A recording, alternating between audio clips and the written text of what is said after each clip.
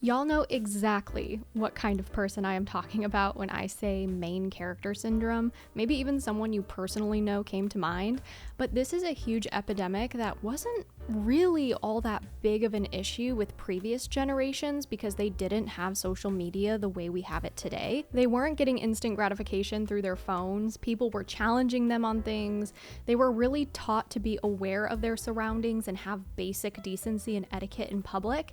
But now it's like nobody cares. I mean, yes, there were some main character people back in the day too, obviously, but now it's like everyone thinks they're entitled to ruin public spaces, to not care or put effort into friendships or relationships, and overall just not care about the other people that they share the planet with. I talked about this on Instagram about how I cannot control what people do in their own homes, not apartments, okay?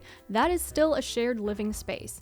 But if you own a house, I cannot control what you do. However, if we could just, maybe stop ruining everything for everyone in public by smoking weed, that would be great. I can't go on a hike, I can't drive on the highway, I can't even sit on my own balcony without getting choked by the vile stuff. And I'm gonna have those people in my comments who are like, ooh, medical effects and pain management. Then use the freaking CBD oil. The list of issues regarding weed are growing longer and longer as time goes on. It's a sedative that the government legalizes to keep us docile and numb. All right, that's my opinion, but if you look at the world, it doesn't take a lot to know that that's actually very accurate. I am just so over people saying it has health benefits when, if you actually do a little bit of research, you'll see that the cons greatly outweigh the pros. But this video isn't about weed, though it won't be the last time I crash out about it. I can guarantee that. In general, this video is about the lack of courtesy that people have for each other in public. I cannot tell you the amount of times I've been at a grocery store, for example, and I say, excuse me, I just need X, Y, and Z, or I need to get by you, and I'm just met with a completely blank and emotionless stare. And then there's other times where maybe I'm on a train,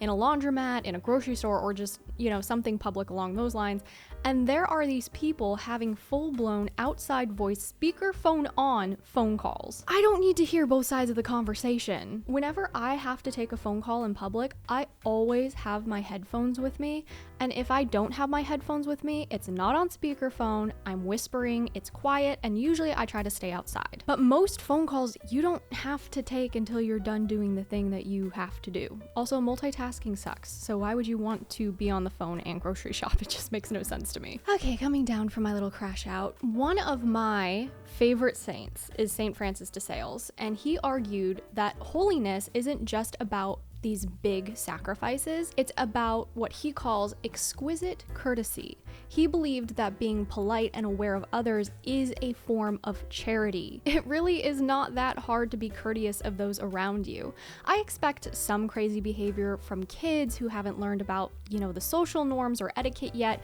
or even from teenagers who are figuring it out and being somewhat rebellious. But most of the people that I deal with in these situations are either my generation or older than me. I'm Gen Z, to be clear. I hardly notice teenagers or kids these days. And I think it really comes down to the throwaway culture that we live in. I am so tired of this throwaway culture. Late Pope Francis defines this as a mindset where everything has a price and nothing has value. I mean, just think about it. Consumerism, main character syndrome, me, throw away, buy. It's just sickening. We've become so numb through scrolling and stimulation and sedation that we have become numb to each other. According to Pope Francis, we've replaced real relationships with screens and systems which can be turned on and off on command. So now, in my opinion, people are treating public spaces like their personal Instagram feeds. If they don't like what they see, they swipe, aka they just ignore you. If they want to play loud music or smoke, they just turn it on in their own environment and then mute everybody else around them. And when you really get down to it, main character syndrome isn't a personality trait. There are so many people online who will be like, be the main character. You're the main character in your story. It's not a personality trait. It's a lack of character. It's a failure to grow up and realize that the world doesn't end at the tip of your nose. Saint Jose Maria Escrivá was known for saying, don't say, that's the way I'm made. it's my character.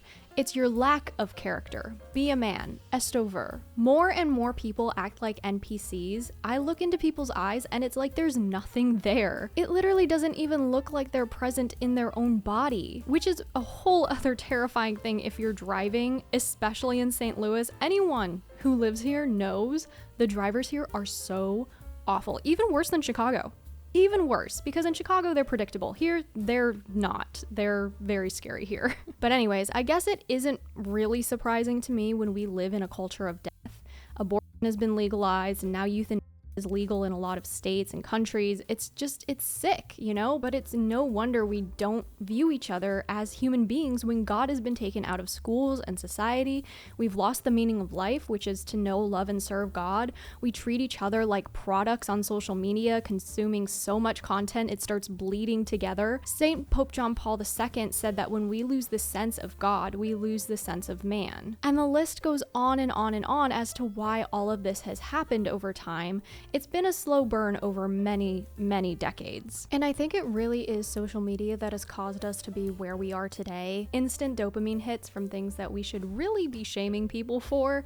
But the issue is that online, no matter what you think or believe, there will always be someone else online or some group or some type of think forum or something who thinks the exact same way. So instead of being shamed for awful behavior or very harmful ideas, it's instead fed through confirmation bias. I will say though, it is a great way to grow in humility and patience and charity in today's world, because it can be so difficult to be charitable towards these kinds of people, but it really can be a test of virtue if you look at it that way, and that's kind of the way that I try to view it.